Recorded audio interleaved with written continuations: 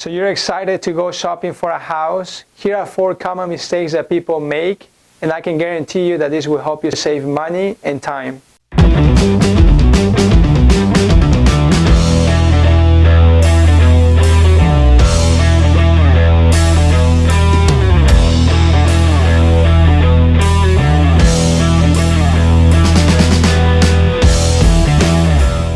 Hi everybody, this is Kevin Tarma, your local professional realtor here in Utah.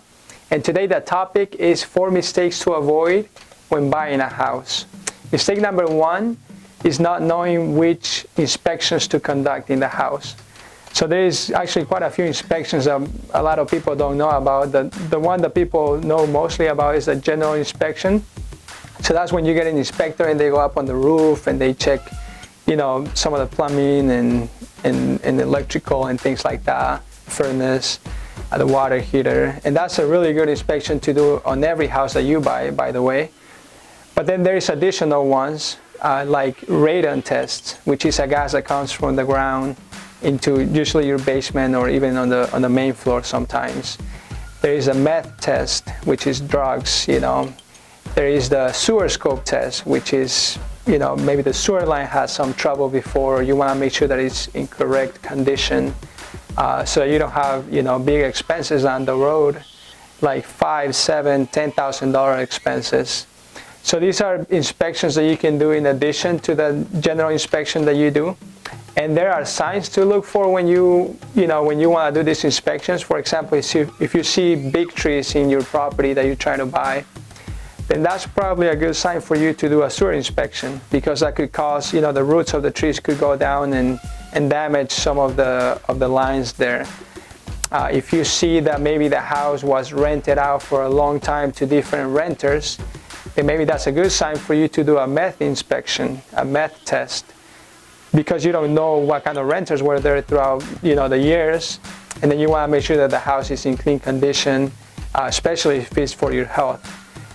You have the radon test. Some houses, that's kind of give or take depending on how you feel about it, but typically if it has a basement and you want to be 100% sure, you may want to do one of those.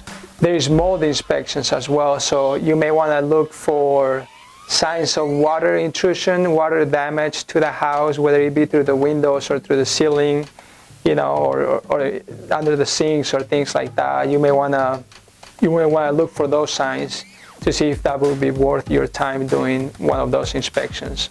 The second mistake to avoid is not saying how much you love the house inside of the house. So let me explain. Most people nowadays have cameras in their homes, and whether we like it or not, sometimes they're looking at you when you're going through those properties, and they can hear you, right? So I always tell my clients, never say anything about that you like the house inside the house, because they can use that as leverage against you if you like the house and you decide to put a contract and offer it to the house. So never say anything about that inside the house. Trust me, it could help you save a lot of money. Third mistake to avoid, putting down hard earnest money upon acceptance of the contract. So in other words, putting your earnest money as non-refundable right away without a clause that's protecting that money. So we saw a lot of that happening in the past year or two, because it was a seller's market, and so people were going crazy for houses, so they would just put a lot of hard money right up front. And then if something happened along the ways, if something happened and you backed out, then that money's gone, And you don't want to do that. If you want to put something strong in the offer that will make the seller accept your offer, that has to do with non-refundable money, you want to do it in a sense that you have a clause in the contract that will protect that money for a specific event. So for example, if an appraisal comes in lower than the purchase price, then you have right to that earnest money. And that's something that, that you can talk to your agent about it in the contract, but that's a big mistake to avoid. And the fourth mistake to avoid is not knowing what your actual budget is.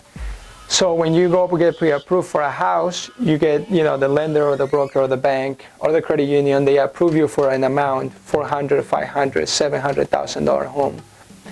But that's an approval that they get from your gross income, typically, in fact, almost always from your gross income. So they don't take into account what you actually take home. They calculate your debt to income ratio based on that. But what you want to do, that's a good first step to have. But you also want to know what your actual budget is. So you want to know what you're comfortable with on a monthly basis. So you want to know what you're willing to pay and what you're comfortable paying every month, regardless of what your pre-approval says. I'll make another video regarding this specific topic to go more in depth, but that's another mistake to avoid. So now you know the 4 most common mistakes that people make when buying a house. I can guarantee you that by avoiding these 4 mistakes, you will save money and time. If you found this video helpful, please like it, share it, and subscribe to my channel. I want you to know that you can call me at the number below, or you can text me, and I'll be happy to help answer any of your questions or see if I can point you in the right direction. Take care and see you in the next video.